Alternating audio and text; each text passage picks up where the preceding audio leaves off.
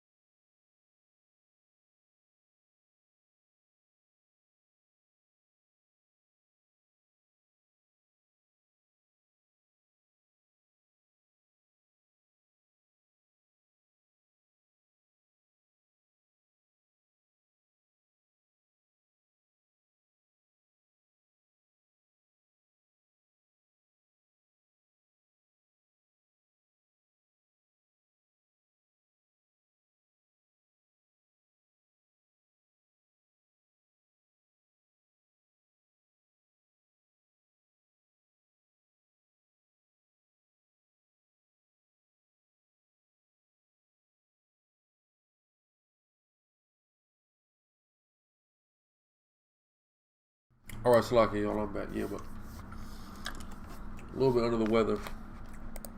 We still gonna go in through the spirit and power of Yahweh Bashim Yahushua. I don't have my reader, so just bear with me. But as usual, as we do for these Tuesday/Wednesday, more so becoming a Wednesday morning class, gonna go into some of our Hebrew Israelite history, as well as some other Torah. When you forget, I got a damn cough drop in my mouth, etc. So just bear with me.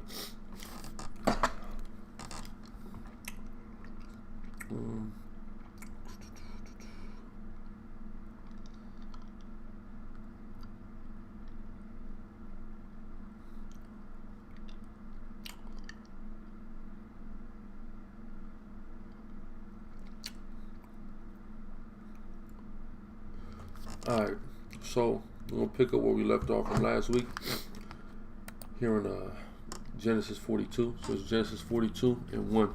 Matter of fact, hold on. First, got to get my plug off. Y'all know what's going down. 12th MASHARAH YASHARAHLA Hebrew Summit, Atlanta, Georgia, January 24th to the 27th. Alright, I want to see y'all in Atlanta, man. See you in Atlanta, most high will. Alright, so let me get started. This is Genesis 42 and 1. Now when Jacob saw that there was corn in Egypt, Jacob said unto his sons, Why do you look one upon another? And he said, Behold, I have heard that there is corn in Egypt. Get you down thither, and buy for us from thence, that we may live and not die. Why? Because there's a famine, as Joseph interpreted the dream of Pharaoh. There was a famine going on, right? And Joseph's 10 brothers went down to buy corn in Egypt. But Benjamin, Joseph's brother, right? Why is it being emphasized that Benjamin is Joseph's brother? Because they not only have the same father, but they also have the same mother. So the other guys are his brethren, but Benjamin's being singled out in a specific way because of them having the unique relationship of being the only 2 of the 12 that have the same father and mother of Jacob and Rachel. Everybody else didn't come from Rachel. So continuing on, Jacob sent not with his brethren, for he said, Lest peradventure mischief befall him, because Benjamin was still very young at this time. And of course, Jacob, being that Rachel's dead and Joseph is what he assumes to be dead, he's protective over Benjamin. Moving on, and the sons of Israel came to buy corn among those that came, for the famine was in the land of Canaan. And Joseph was the governor over the land, and he it was that sold to all the people of the land. And Joseph's brethren came and bowed themselves before him with their faces up to the earth.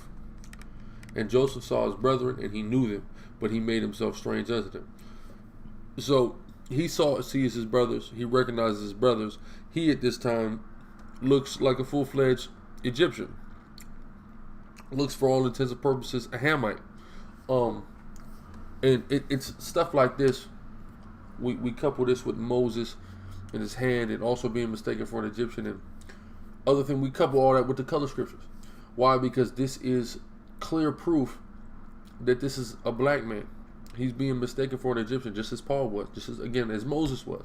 So, and you got to understand, the Egyptians at this time, the original Egyptians, these were your Hamitic people of Mizraim.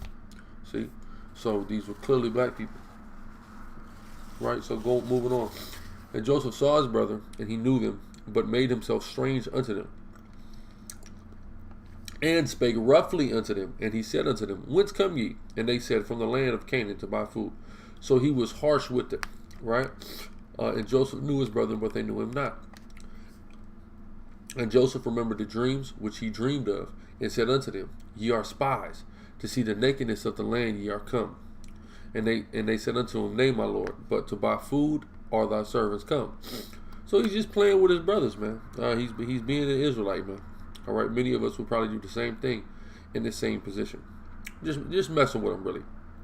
But internally, very happy to see his long lost brothers that were so evil to him that they sold him into slavery, right? And it's stuff like this that we got to go into with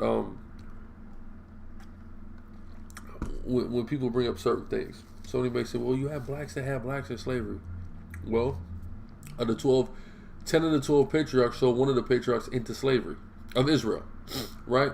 Or somebody might say, "Well, the Native Americans had slaves." Number one, only 4 of the hundreds of Native American tribes had slaves. And guess what? Our forefathers sold one of our other forefathers into slavery. Not to mention later in time where Israelites were enslaving each other, etc. These things happen. And these are the quick fixes when somebody scoffs with that idiotic logic. The story of Joseph. Also, if you go to Jeremiah 34, y'all should check out the video. I believe, is this still on YouTube? Let me see. Hold on.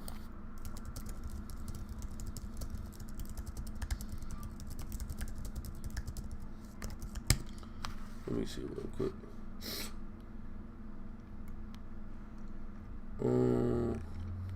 I got a book on it. The other day, it's a video we did. Hold on.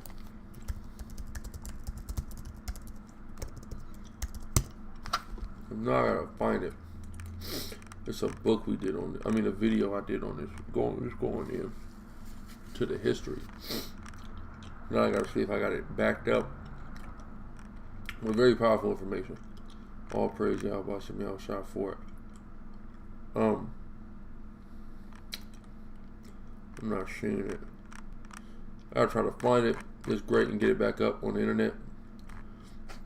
But also there's a book I just actually bought. One second. A book I actually just bought.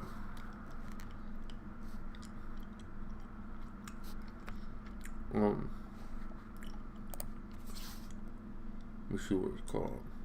Salakia. Where's the damn Kindle at?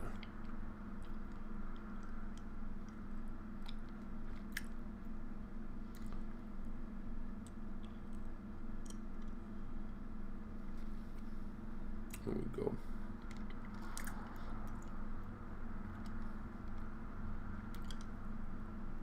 The Indian slave trade.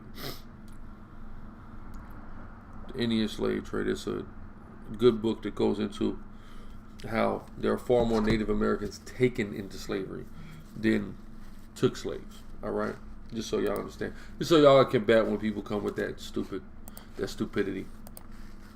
Yes, there were Israelites that enslaved and sold other Israelites into slavery. It's been going on since there have been Israelites, which are the 12 patriarchs, were the first Israelites. All right. Let me pick up in Genesis 42:11. We are all one man's son. We are true men.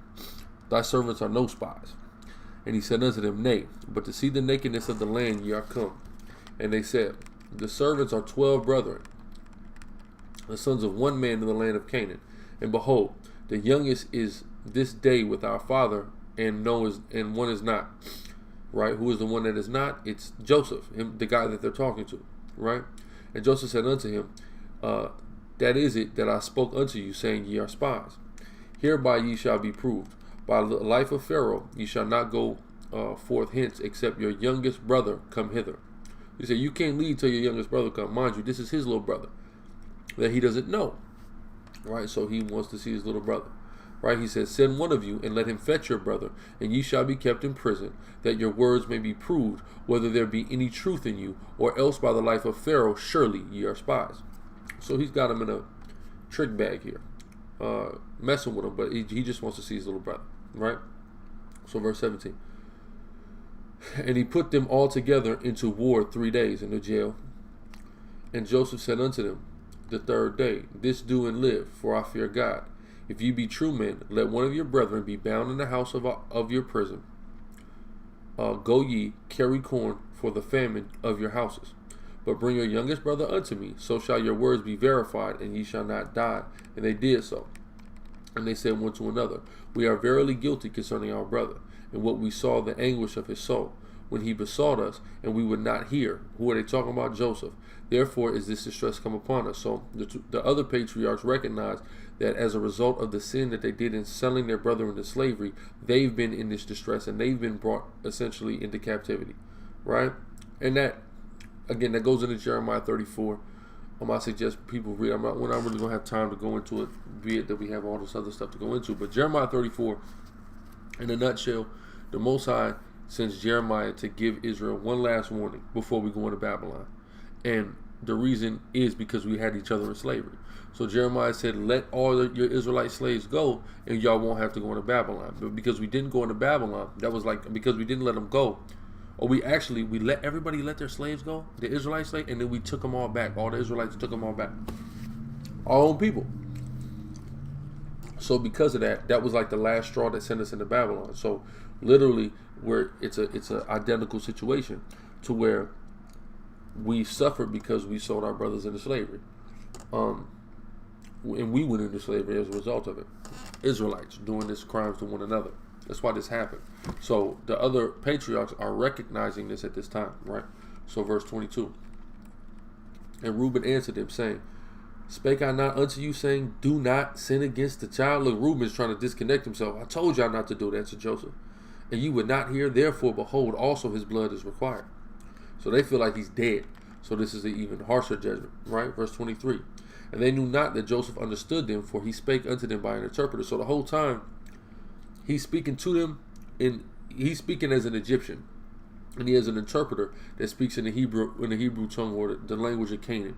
Because you have to understand, we have our tongue, the Hebrew tongue, but we also have the related, what they would call Semitic tongues, but aren't necessarily Semitic tongues, because the Canaanites had the same language as us. They're not Semitic; they're Hamitic. So in that instance, that would they're truthfully not a Semitic tongue. Other Hamitic people also speak what they call a Semitic tongue, which is like the Cushites. Their language is what they would call Semitic, but they're Hamitic, and they think because they speak a Semitic language that they're Semites, which they're not. They're Hamites, they're Cushites, but they speak what they call a Semitic or Afro-Asiatic language, right? And they knew not Joseph understood them, of course, because they speak the same language. For he spake unto them by an interpreter. And he turned himself about them and wept. So now Joseph is crying. And returned to them again and communed with them, and took from them Simeon and bound him before their eyes. So now he got Simeon in some type of special subjection. Then Joseph commanded to fill their sacks with corn, and restore every man's money into his sack, and give them provision for the way, and thus he did unto them. Right? So he gave them food, gave them their money back, and gave them things that would be able to give them sustenance on their journey. And they laded their ass with corn, and departed thence. And as one of them opened his sack to give his ass provender in the end, he espied his money, for behold, it was in the sack's mouth. And he said unto his brethren, my money is restored, and lo, it is even in my sack. And their heart failed them, and they were afraid, saying one to another, what is this that God has done unto us? So basically, understand something. They went there to make a purchase. So they got the thing that they went there to purchase, and their money was there. So they felt like they were being set up to say that they stole, right? And this is why they're and we'll understand what's going on. And they just had one, which is Simeon, in subjection. So basically the whole thing was they had to go back to get Simeon. And they came unto Jacob their father unto the land of Canaan, and told him all that befell unto them, saying, the man who was the Lord of the land spake roughly to us, and took for us spies of the country, and said unto him, we are true men, we are no spies. We be 12 brethren, sons of our father, one is not, the youngest is this day with our father in the land of Canaan. And the man, the Lord of the country, said unto us, hereby shall I know that ye are true men. Leave one of your brethren here with me, take food for the famine of your households, and be gone. And bring your youngest brother unto me, then shall I know that ye are no spies, but that ye are true men. So will I deliver you your brother, and ye shall traffic in the land. And it came to pass, as they emptied their sacks, that behold, every man's bundle of money was in his sack. And when both they and their father saw the bundles of money, they were afraid. And Jacob their father said unto them, me have ye bereaved of my children. Joseph is not, and Simeon is not. Why? Because Simeon is bound. And you will take Benjamin away. All these things are against me. Jacob can't stand this. It's torturing him as a father. As a parent, you can understand Jacob's disposition here. Verse 37, and Reuben spake unto his father, saying, slay my 2 sons. If I bring him not to thee, deliver him into my hand, and I will bring him to thee again. So Reuben said, look, as the oldest son there, Reuben, look, man, I'll go bring him back. I'll get him, right? I'll go get him. I mean, I'll take Benjamin. I assure you I'll bring him back. And if I don't bring him back, you can kill my 2 sons. Is what Reuben promises his father, right? And he said, my son shall not go down with you. Jacob's not with that. For his brother is dead, and he is left alone. If mischief befall him, by the way in which he go, then shall ye bring down my gray hairs with sorrow to the grave. Basically, I'm gonna go into such a status of depression. I'm gonna die. He's already lost his first son by his favorite girl. He lost his favorite girl. To think that he would lose his youngest son by his favorite girl, it was unbearable to our father Jacob, right? So now we picking up in Genesis 43:1. And the famine was sore in the land, and it came to pass, when they had eaten up the corn which they had bought out of Egypt, their father said unto them, go again, buy us a little food. And Judah spake unto him, saying, the man did solemnly protest unto us, saying, ye shall not see my face, except your brother be with you. Right? So no, Posh, we can't go back to Egypt if we don't bring Benjamin, bro. It's not happening. If thou wilt send our brother with us, we will go down and buy thee food. But if thou will not send him, we will not go down. For the man said unto us, ye shall not see my face, except your brother be with you. Mind you, Simeon is locked up during this whole time. And Israel said, wherefore dealt ye so ill with me, as to tell the man whether ye had yet a brother? And they said, the man asked us straightly of our state and of our kindred, saying, is your father yet alive? Have ye another brother? So he's asking, and the reason why he asked these questions is because he wants to know, is his family? Is Pop still alive? What about our little brother, right?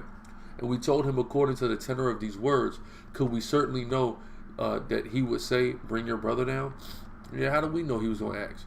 And Judah said unto Israel his father, send the lad with me, and we will arise and go, that we may live and not die, both we and thou, and also our little ones. I will be a surety for him. Basically, I'm gonna make sure he's good. So this is Judah stepping up as a leader here, and these type of very important leadership and responsibility qualities are what in part prompted their tribe to the glory that they ended up receiving as being the kings. All right, as Mashiach Yahushua coming out of Judah, right? It says, I will be of a surety for him. Of my hand thou shalt require him. If I bring him not unto thee, and set him before thee, then let me bear the blame forever. For except we had lingered, surely now we had returned the second time. And their father Israel said to them, if it must be so now, do this. Now notice, when Reuben wanted to do it, Jacob rejected it. But when Judah wanted to do it, Jacob accepted it. This is all spiritual, going into the fact that Reuben rightfully should be the kings of Israel. They're the firstborn. But he's not.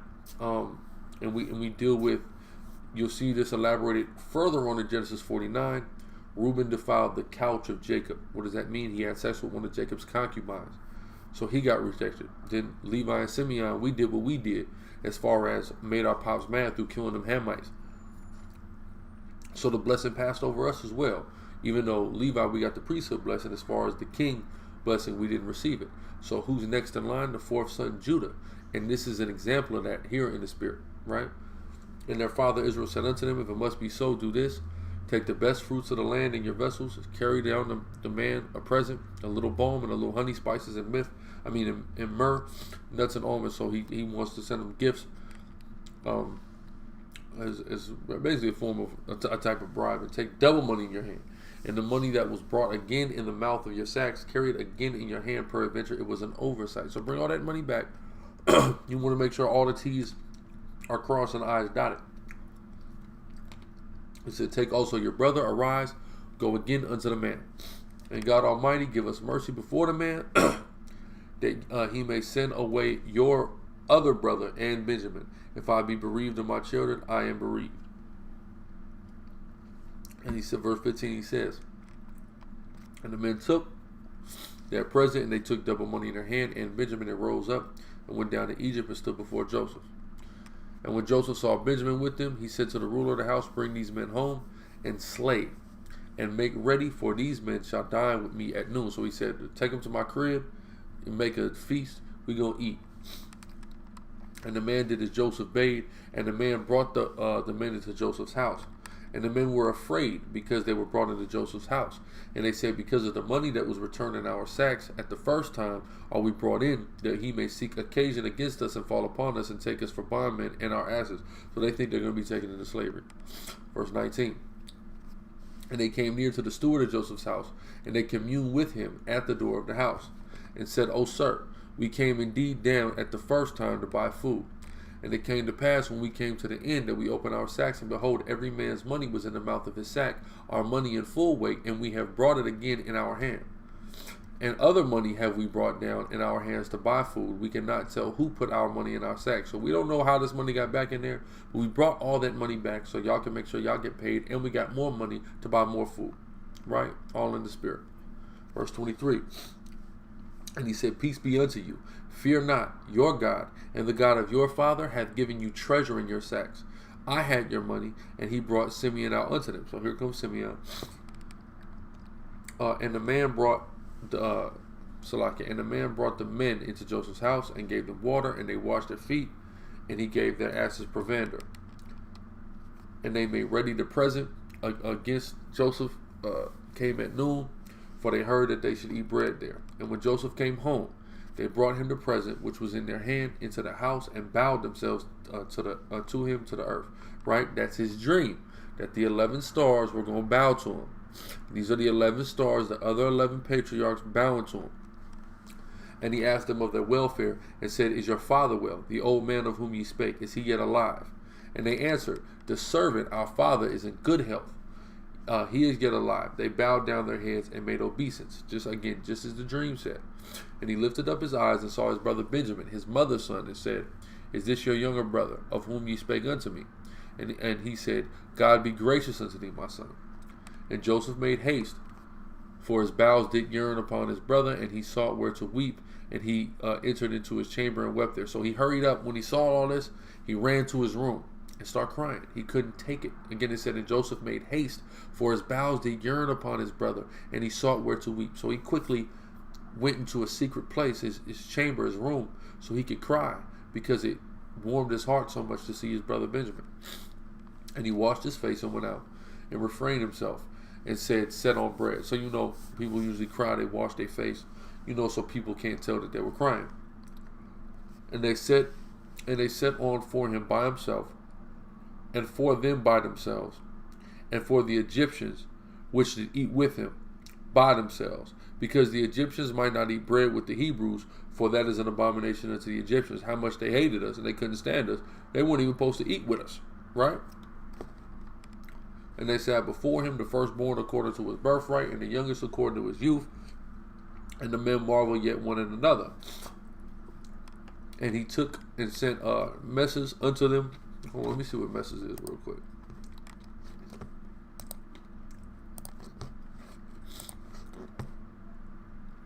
I forget what this is. Messes. There's two words in them. Messes and stuff you'll see appear in the Old English. Uprising, utter, burn. Oh, a portion. He sent a portion to him. Okay. So it says he took and he sent us in a message, sent unto them. Salakia, 1 second. Where was I at? Oh yeah. And he took and sent messages unto them from before him, but Benjamin's mess was 5 times as much as any of theirs, and they drank and were merry with him. So he made sure to look out for the little bro. 44:1. Still here in Genesis. And he commanded the steward of his house, saying, fill the men's sacks with food, as much as they can carry, and put every man's money in his sack's mouth. And put my cup, the silver cup, in the sack's mouth of the youngest, and his corn money. And he did according to the word that Joseph had spake. As soon as the morning was light, the men were sent away, they and their asses.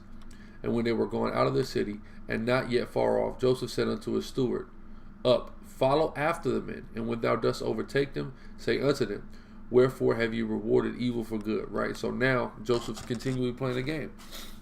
Right? He says, so basically let them go, then chase their ass down and accuse them of something.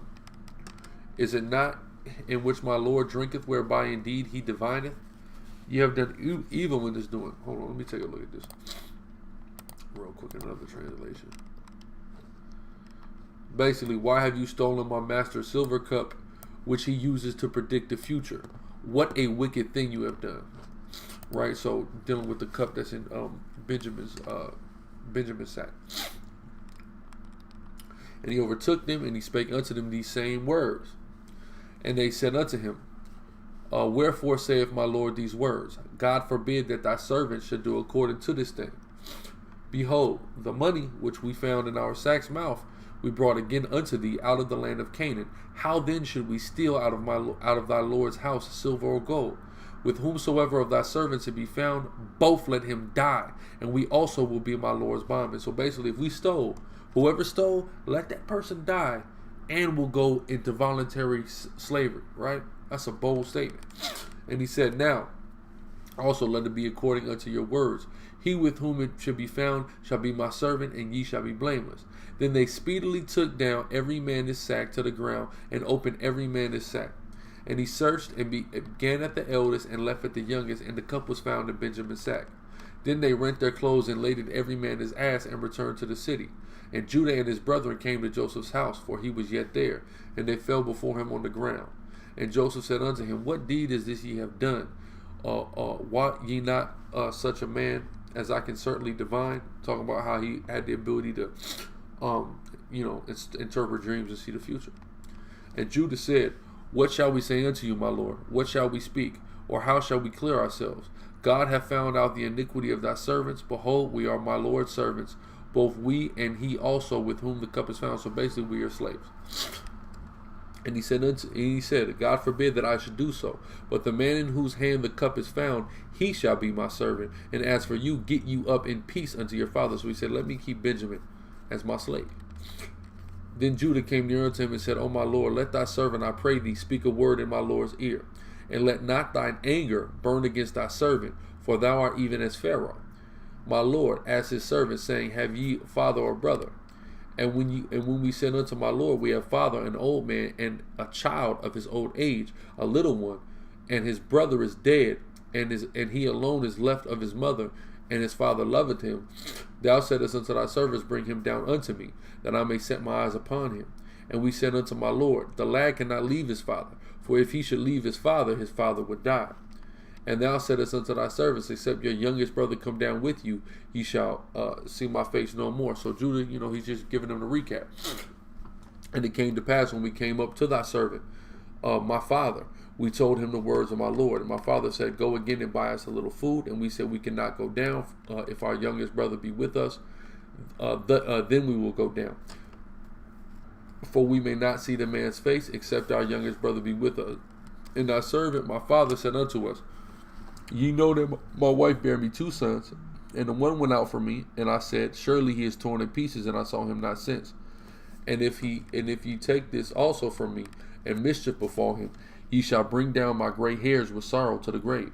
Now therefore, when I come to thy servant my father, and the lad be not with us, seeing that his life is bound up in the lad's life, it shall come to pass when he seeth that the lad is not with us, that he will die.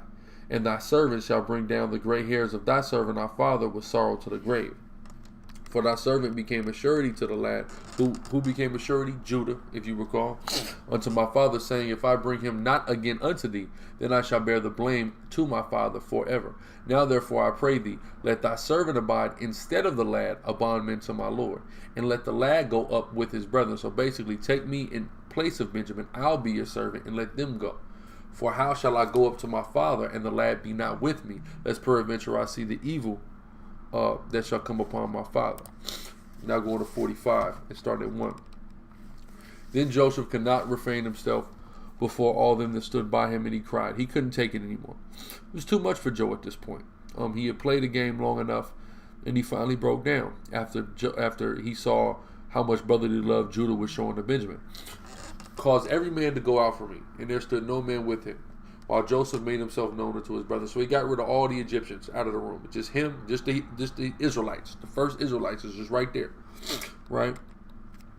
And he wept aloud, and the Egyptians in the house of Pharaoh heard. He cried loud, and people heard it. And Joseph said unto his brethren, I am Joseph. Doth my father yet live? And his brethren could not answer him, for they were troubled at his presence. They couldn't believe it. Right? And Joseph said unto them, come near to me, I pray you. And they came near, and he said, I am Joseph, your brother, whom ye sold into Egypt. Now therefore, be not grieved, nor angry with yourself. Now mind you, real quick, hold on. I want to show y'all something, right? He said, you sold me into Egypt, right?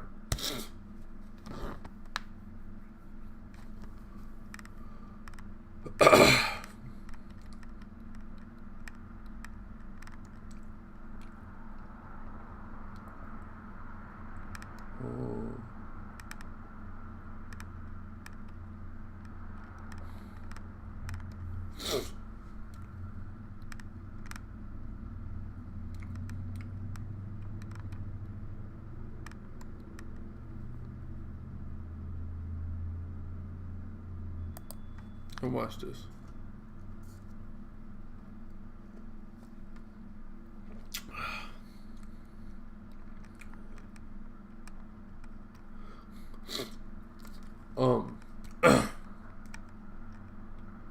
Now watch this. Genesis 37:27. Come and let us sell him to the Ishmaelites, who is to him Joseph, and let not our hand be upon him, for he is our brother and our flesh, and his brethren were content. So they were going to sell him to the Ishmaelites.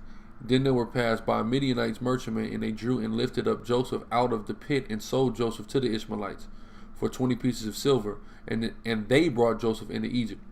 So they didn't sell Joseph into Egypt, literally. They were going to sell him to the Ishmaelites, who then later sold him in Egypt. But he was taken by the Midianites into slavery. So I'm saying all that to say, Egypt, selling somebody into Egypt does not literally have to be Egypt, because they didn't sell him into Egypt. But he said, I am Joseph, your brother, whom ye sold into Egypt. They didn't sell him into Egypt. They didn't sell him to anybody. They wanted to sell him to the Ishmaelites. Instead, the Midianites stole him and then sold him to the Ishmaelites, who later sold him in Egypt.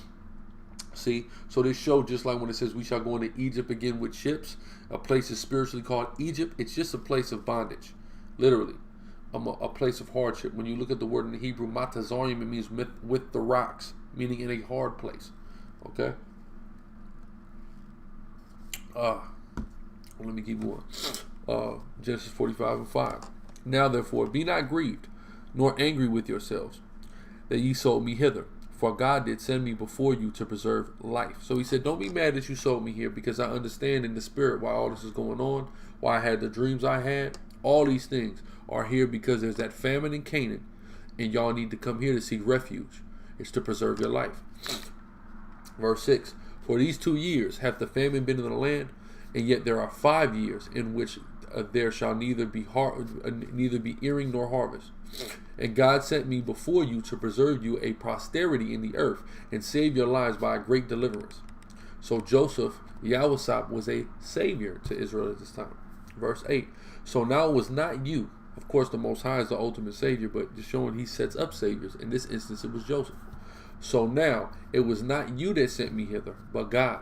And he hath made me a father to Pharaoh, and a lord of all his house, and a ruler throughout all the land of Egypt. Haste ye, go up to my father, say unto him, Thus saith thy son Joseph, God hath made me Lord over all Egypt. Come down unto me, tarry not. And thou shalt dwell in the land of Goshen, and thou shalt be near unto me, thou and thy children, and thy children's children, and thy flocks, and thy herds, and all thou hast. And there I will nourish thee, for yet there are 5 years of famine, lest thou and thy household and all that thou hast come into poverty. And behold, your eyes see, and the eyes of your brother Benjamin, that is thy mouth that speaketh unto you. And ye shall tell my father of all my glory in Egypt, and of all that ye have seen, and ye shall haste and bring down my father hither.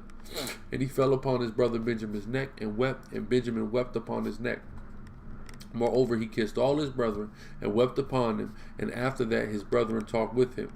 And the fame thereof was heard in Pharaoh's house, saying, Joseph's brethren are come, and it pleased Pharaoh well in his servants. So the people who Joseph had began to work with and got to know over the course of these years were happy that Joseph finally was reunited with his family, right? And Pharaoh said unto Joseph, say unto thy brethren, this do ye lay your beasts, and go get your land of Canaan, and take your father and your households, and come unto me, and I will give you the good of the land of Egypt, and ye shall eat the fat of the land. Now thou art commanded, this do ye, take your wagons out of the land of Egypt for your little ones, and for your wives, and bring your father, and come. Also regard not your stuff, for the good of all the land of Egypt is yours. He said, don't even bring none of that stuff you got outside of, the people and the cattle, because you're going to have the good of Egypt. You ain't going to need nothing that's in that famished land of Canaan right now. And the children of Israel did so, and Joseph gave them wagons. Now we got to understand something as well. With judgment, all of this, matter of fact, let me go here. I'm going to show y'all something in the spirit.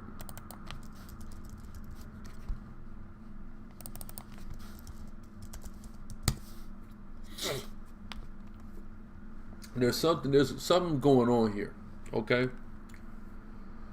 And let me show y'all.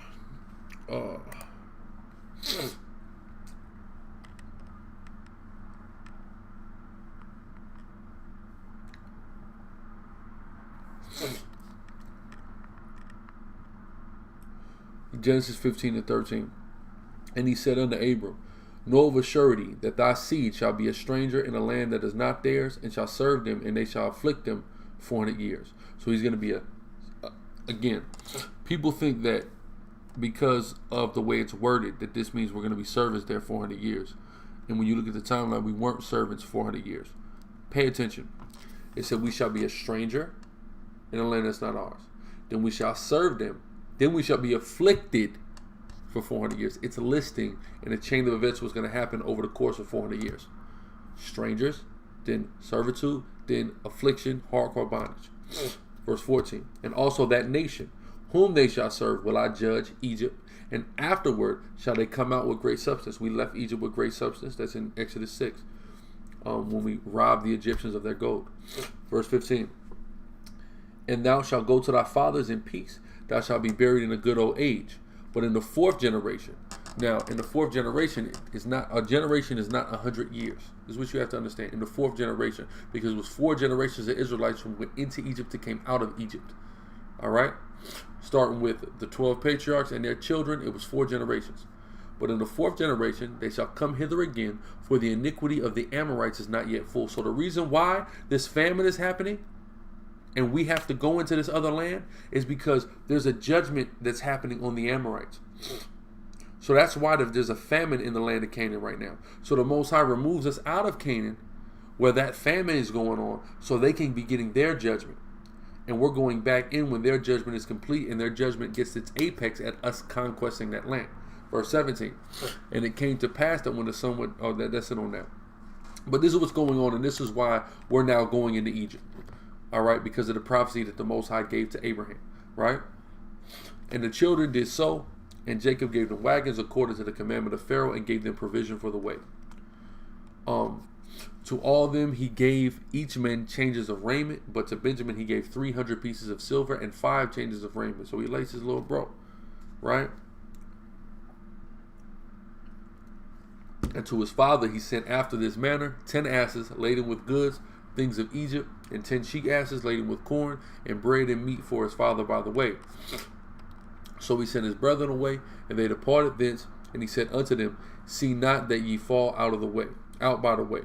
And they went out of Egypt and came into the land of Canaan unto their father Jacob, and told him, saying, Joseph is yet alive, and he is governor over all the land of Egypt.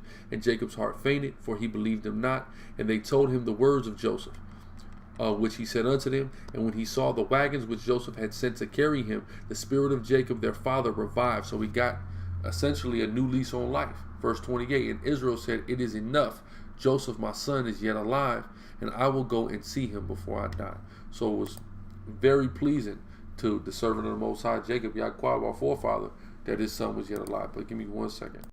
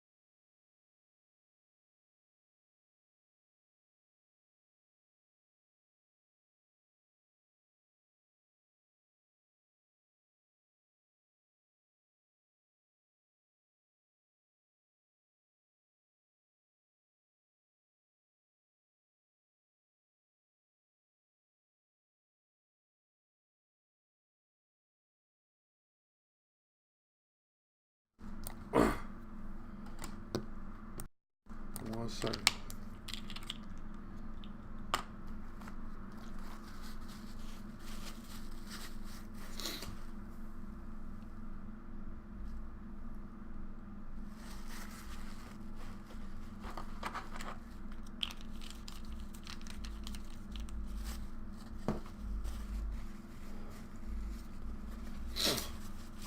Salaki. Oh man. All right. Genesis 46:1. And Israel took his journey with all that he had, and came to Beersheba, and offered sacrifices unto the God of his father Isaac, which is Yahweh, right? And God spake unto Israel in the visions of the night, and said, Jacob, Jacob. 1 second.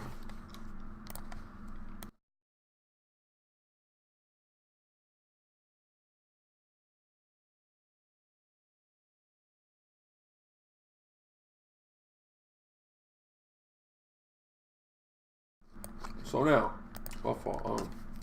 and God spake to Israel in the visions of the night, and said, Jacob, Jacob. And he said, here I am. And he said, I am God. I am the God of thy father. Fear not to go down into Egypt, for I will there make thee a great nation. That's why we became a great nation, in Egypt, right?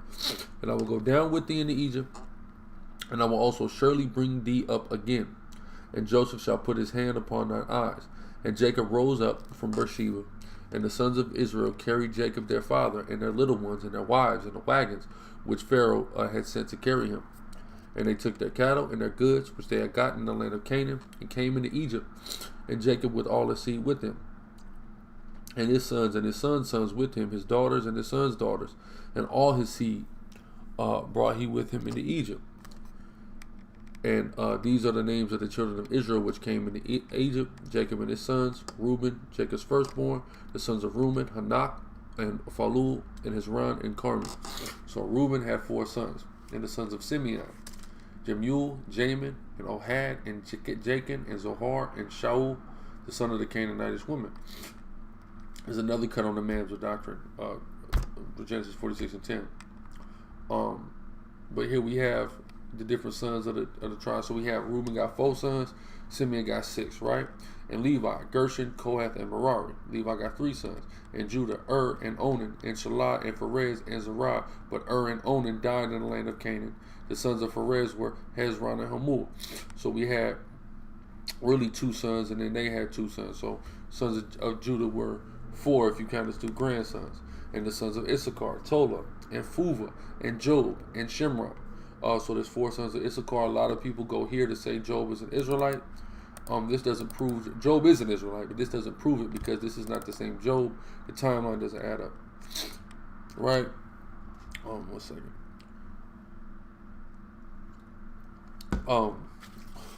Genesis 46 and 14.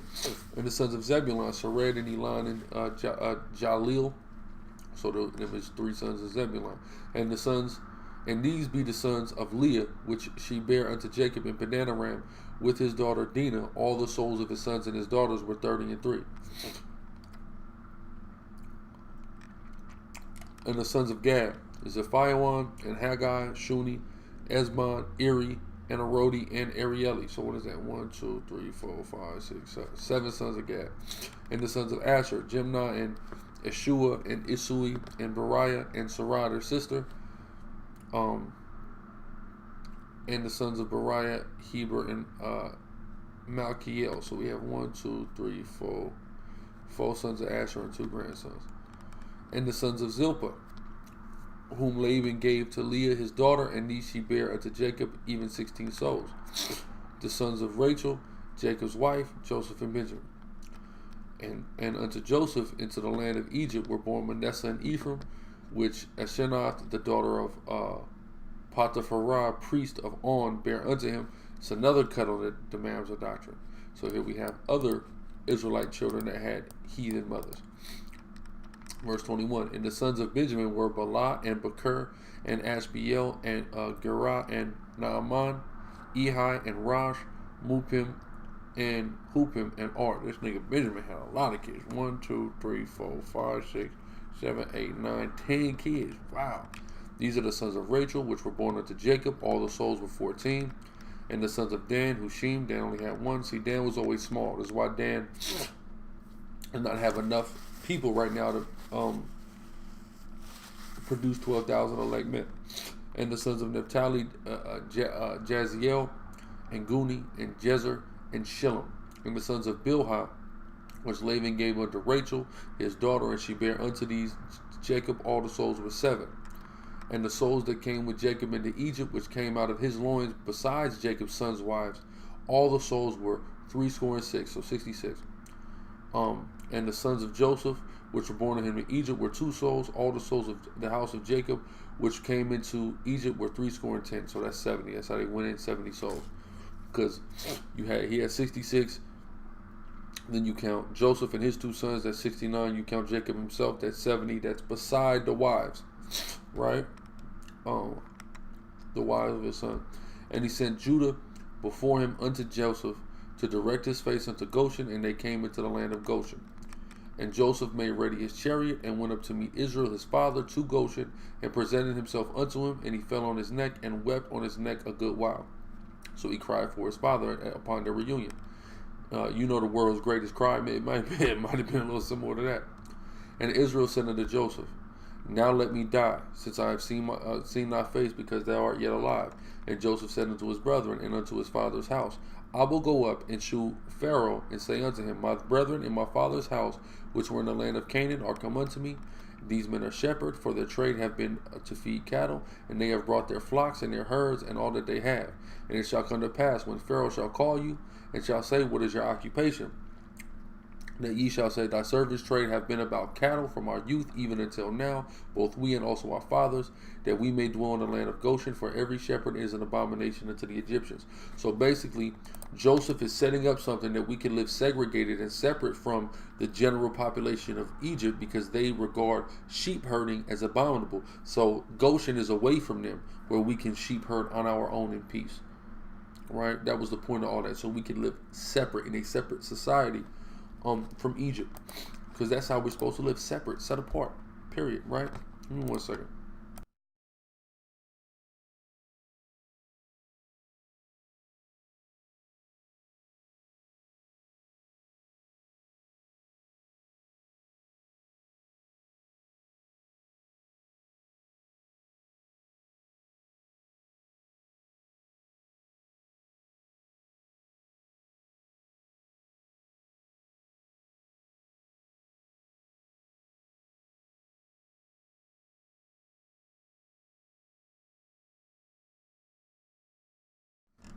Alright, so hallelujah, praise Yahweh Shem Yahweh Shai. We're going to get into our Torah section now.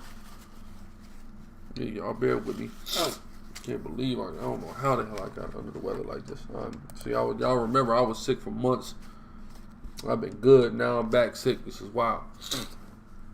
Numbers 10:1. And Yahweh spake unto Moses, saying, make thee 2 trumpets of silver, of a whole piece shalt thou make them, that thou mayest use them for calling the assembly and for the journey of the camps. So this was that trumpet that we would blow. And they shall blow them. All the assembly shall assemble themselves to thee at the door of the tabernacle of the congregation. And if they blow but with 1 trumpet, then the princes, which are the head of the thousands of Israel, shall gather themselves unto thee. So there was trumpets that were indicative of calling certain things. So there's certain alarms, or just like even if you get on your phone and you set certain ringtones for certain people, you know who's calling you because there's specific ringtones for specific people. So it was the same type of principle, right? When you blow an alarm, then the camps that lie on the east part shall go forward. And when you blow an alarm, the second time the camps that lie on the south side shall take their journey. They shall blow an alarm for their journeys. But when the congregation is to be gathered together, ye shall blow, but ye shall not sound an alarm. So there was an alarm trumpet, and there's just a regular trumpet. And the sons of Aaron, the priest, shall blow with the trumpets, and they shall be to you for an ordinance forever throughout your generations, to blow them trumpets. And if you go to war in your land against the enemy that oppresseth you, then ye shall blow an alarm with the trumpets, and ye shall be remembered. You shall be remembered before Yahweh your power, and ye shall be saved from your enemies. So part of this trumpet blowing was a commandment. Also, in the days of your gladness and in your solemn days and in the beginning of your months, ye shall blow with trumpets over your burnt offerings and over your sacrifices of your peace offerings, that they may be for you, that be to you rather, for a memorial before your power. I am Yahweh your power. And it came to pass on the 20th day of the 2nd month in the 2nd year that the cloud was taken up from the tabernacle with the testimony. Right, the cloud was that we would call like a chariot. And the children of Israel took their journeys out of the wilderness of Sinai, and the cloud rested in the wilderness of Paran. And they took their journey according to the commandment of Yahweh by the hand of Moses. In the first place, with the standard of the camp, the children of Judah according to their armies, and over his host was Nashon, the son of Abinadab. And over the host of the tribe of the children of Issachar was Nathaniel. And this is going to basically going through the different people that were over the houses. I'm going to kind of skip some of this Shalah here.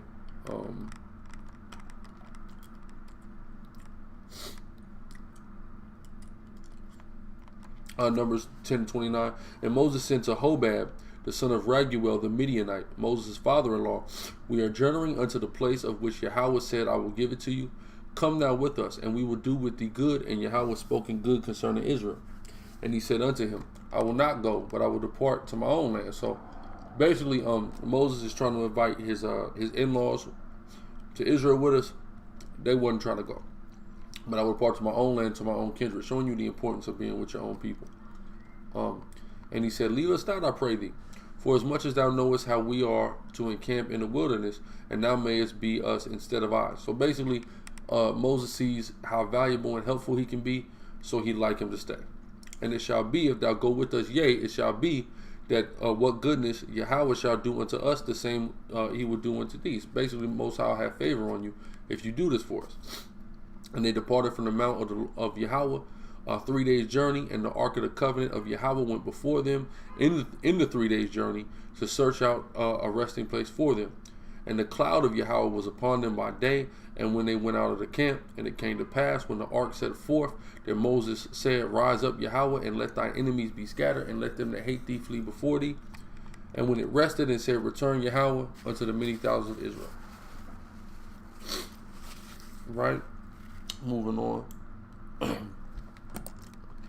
on. There's a lot of history in these chapters, so I'm going to skip to Numbers 15. We're going to get to some of the stuff we're skipping over, but because it's more historical than law, it'll be covered in the history portion. Okay.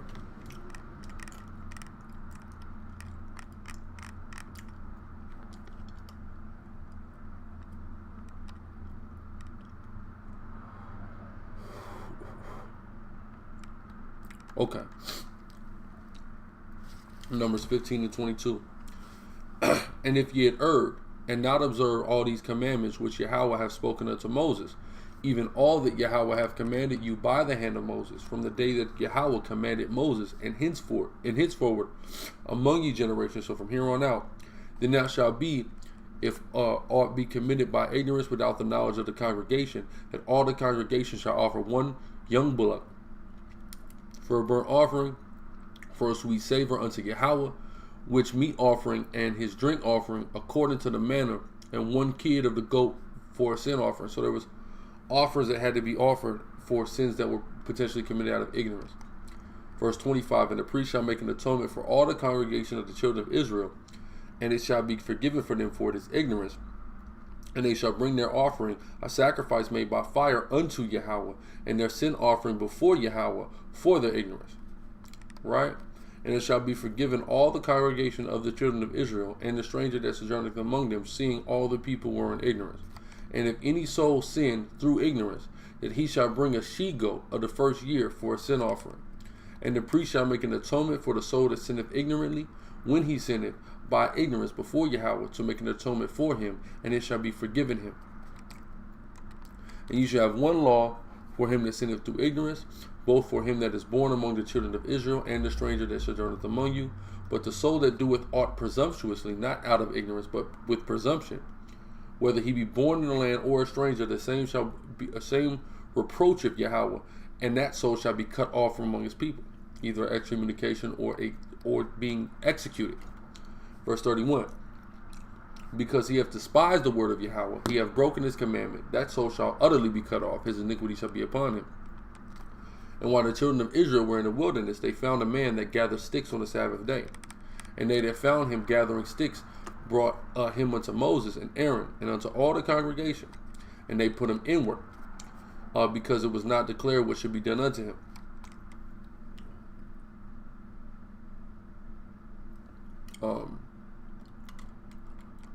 And Yahweh said unto Moses, this man shall surely be put to death. All the congregation shall stone him with stones without the camp.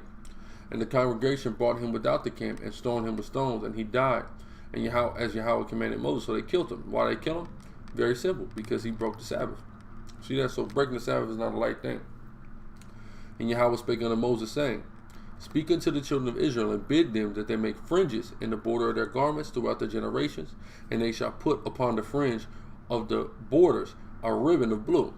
And it shall come, and it shall be unto you for a fringe, that ye may look upon it, and remember all the commandments of Yahweh, and do them. So that's the point of the fringes, not just as a fashion statement, but to keep in constant mind the laws of God, and that ye seek not after your own heart and your own eyes, after which ye used to go a whoring. So you basically, the fringes are there to let you know you can't just do whatever you want like you used to before you had the law.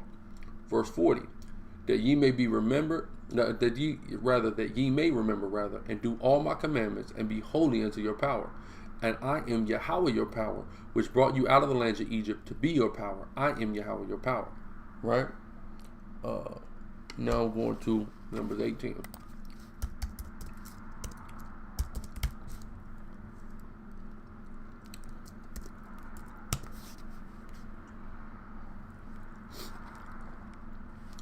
All right, it's Numbers 18 and 13. And okay, and whatsoever is first ripe in the land, which they shall bring into Yahweh, shall be thine.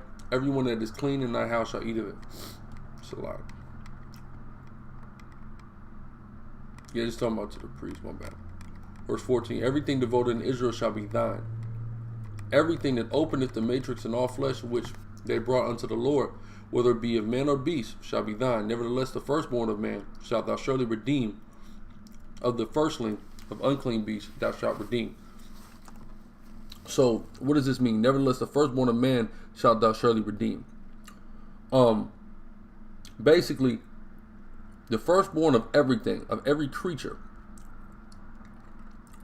is the Most High's. What does that mean? It should be brought to the Most High and killed. But the Most High doesn't want human beings or unclean food sacrificed on his altar. So you redeem unclean food, and you redeem men. How do you redeem? Let's go into this word. Padah.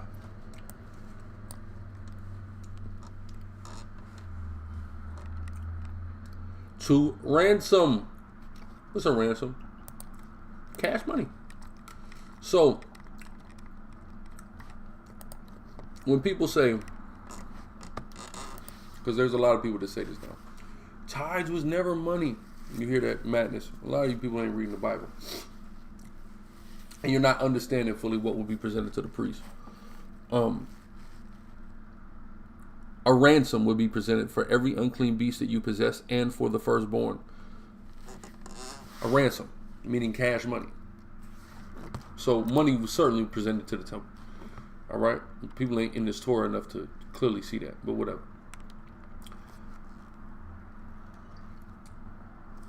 And those that are to be redeemed from a month old, thou shalt redeem, according to thine estimation, for the money, for what? The money of 5 shekels, after the shekel of the sanctuary, which is 20 gerahs. But the firstling of a cow, the firstling of a sheep, or the firstling of a goat, thou shalt not redeem. They are holy. You don't redeem those things. You don't bring money for those things. You bring them. Thou shalt sprinkle their blood upon the altar, and shalt burn their fat for an offering made by fire, for a sweet savor unto Yahweh. And the flesh of them shall be thine, as the wave breast, as the right shoulder are thine. All the heave offerings of the holy things which the children of Israel offer unto Yahweh have I given thee, and thy sons and thy daughters with thee, by a statute forever. It is a covenant of salt forever before Yahweh unto thee and thy seed with thee, because he always had us season them sacrifices. All right, the Most High is a man that likes flavor. He, just like his children, the Israelites, not like the devil. Verse 20.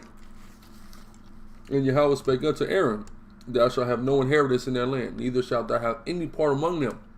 I am thy part, and thy inheritance among the children of Israel. And behold, I have given thee the children of Levi, all the tenth in Israel for an inheritance, for their service which they serve, even the service of the tabernacle of the congregation. Neither must the children of Israel henceforth come nigh to the tabernacle of the congregation, lest they bear their sins and die. You got to stay from around the tabernacle, right? But the Levites shall do the service of the tabernacle of the congregation, and they shall bear their iniquity. It shall be a statute forever throughout your generations. Thou among the children of Israel, they have no inheritance. But the tithes of the children of Israel, which they offer as an heave offering unto Yahweh, I have given the Levites to inherit. Therefore I have said unto them, among the children of Israel, they shall have no inheritance. And Yahweh spake unto Moses, saying, Thus speak unto the Levites, and say unto them, when ye take of the children of Israel the tithes I have given you from them for your inheritance, then ye shall offer up an heave offering for the Lord, even a 10th part of a tithe. So you have to offer. Levi, we would offer a tithe of a tithe, essentially. Because a tithe means a 10th. So when it says even a 10th part of a tithe, that's a tithe of a tithe, right? So of the physical tithes that we would get, meaning the animals and things like that, you would offer a 10th of that to the Most High. And this is your heave offering, shall be reckoned unto you, as though it were of the corn of the threshing floor, and as the fullness of the winepress, right? Then you shall offer a heave offering unto Yahweh of all your tithes, which ye receive unto the children of Israel, and ye shall give therefore Yahweh's heave offering to Aaron the priest. And out of all your gifts ye shall offer every heave offering unto Yahweh, of all the best thereof, even the hallowed part of it thereof out of it. Therefore thou shalt say unto them, when ye have heaved the best thereof from it, then it shall be counted unto the Levites as the increase of the threshing floor, and as the increase of the winepress, and ye shall eat it in every place, ye and your households, for it is your reward for your service of the tabernacle of the congregation. So essentially the Levites, this is how we ate. We wouldn't have a job or anything. Our job was literally serving the Most High. So even Israelites didn't have necessarily jobs like that back then. What you would have was 9 times out of 10 your own land, your own cattle, and you would work that. You would grow food. If somebody peradventure did not have that, they could potentially come and work at your on your land, etc. But that's basically how we would make it happen. But Levi would just get 10% of everybody, and that's basically like a civil servant, a civic person. In this time, a politician, a teacher, things of that nature. They get paid off the taxpayers' money. Israel didn't have taxes; we had tithes. So Levi would get paid from doing their service, and of course, their food provision would be provided by the sacrifices that would be brought to the temple. On verse 32, and ye shall bear no sin by reason of it, when ye have heaved for it the best of it, neither shall ye pollute of the holy things of the children of Israel, lest ye die. Right? And now we're going into Numbers 19. Reading on. And Yahweh spake unto Moses and Aaron, saying, this is the ordinance of the law which Yahweh hath commanded, saying, speak unto the children of Israel, that they bring thee a red heifer without spot, wherein is no blemish, and upon which never came yoke. Right? A red cow. Right? And ye shall give her unto Eleazar the priest, that ye may bring her forth without the camp, and one shall slay her before his face. So somebody got to kill this red heifer before Eleazar. And Eleazar the priest shall take of her blood with his finger, and sprinkle her blood directly before the tabernacle 7 times. Again, in one of our earlier live classes where we're going into the law, I showed this ritual. A similar ritual that Levi, so-called Haitians, that we do today. And one shall burn the heifer in his sight, her skin and her flesh, and her blood with her dung shall he burn. Let me show you.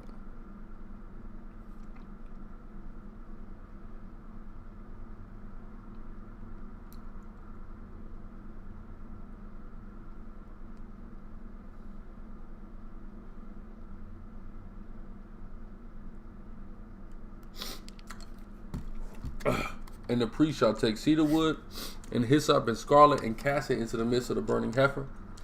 And the priest shall wash his clothes, and he shall bathe his flesh in water, and afterward he shall come into the camp, and the priest shall be unclean until even. And he that burneth her shall wash his clothes in water, and bathe his flesh in water, and shall be unclean until even. And the man that is clean shall gather up the ashes of the heifer, and lay them up without a camp in a clean place, and it shall be kept for the congregation of the children of Israel for a water of separation. It is a purification sin.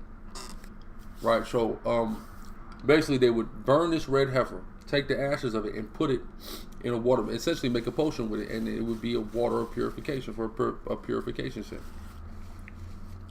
These are the type of things, again, like I've been continually, as we go into these Levitical rituals, you see the parallel, you see where voodoo and Santeria and all of that comes from. Numbers 19 and 10.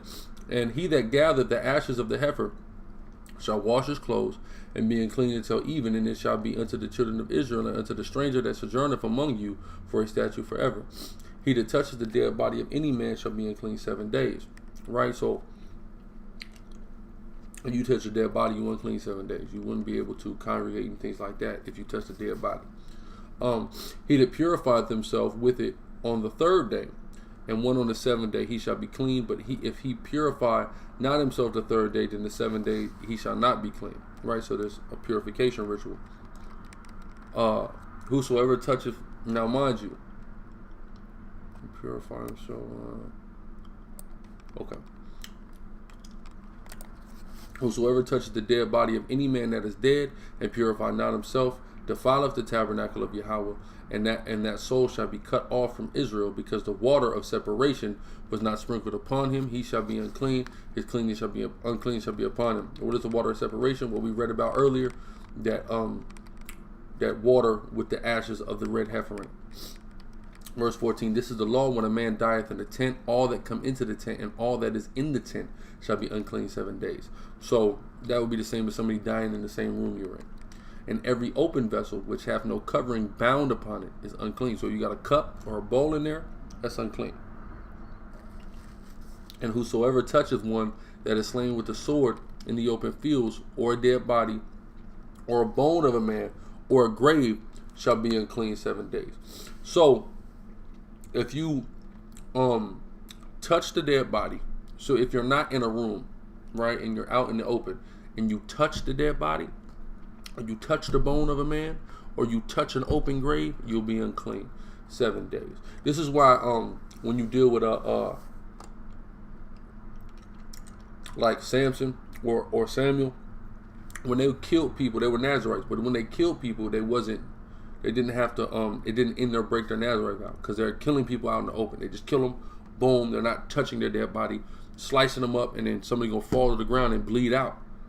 You see what I'm saying? But they're not touching the dead body. That's why, because they haven't gotten that uncleanness upon them, pursuant to Numbers 19 and 16. Verse 17. And for an unclean person, they shall take of the ashes of the burnt heifer of purification for sin, and running water shall be put thereinto in a vessel.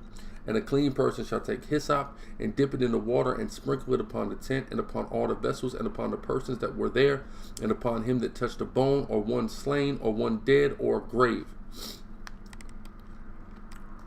And the clean person shall sprinkle upon the unclean on the 3rd day and on the 7th day. And on the 7th day he shall purify himself and wash his clothes and bathe himself in water and shall be clean at even. Right? Because it's a new day.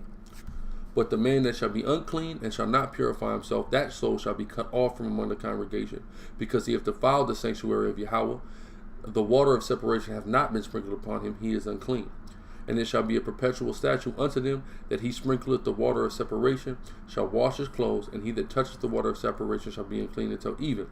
And whatsoever the unclean person toucheth shall be unclean, and the soul that toucheth it shall be unclean until even. So that'll wrap the history and Torah portions up. I'm moving kind of fast because, like I said, I'm a little bit under the weather. We should be live later for a situation room. Most High willing, going into some prophecies. So y'all stay tuned.